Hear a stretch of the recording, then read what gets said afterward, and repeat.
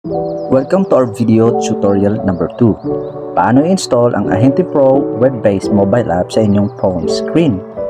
First, open your browser or yung Chrome. Now, on the top of your screen, type mo lang www.ahentepro.online and press go or enter. At ayan, papasok na tayo sa dashboard ng ating Ahente Pro web-based mobile app. Hindi na kailangan dumaan sa Play Store or App Store dahil tayo ay web-based. Then, click mo yung tatlong dots doon sa taas. Scroll up, tap add to home screen, tap install. Then, punta tayo sa home screen.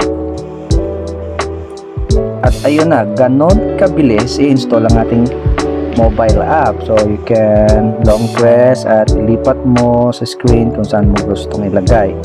So ayan, pwede mo nang i-open ito anytime you want to use our app. So you can log in ayan, and use it anytime. So ganun lang po kadali gamitin ang ating web-based mobile app.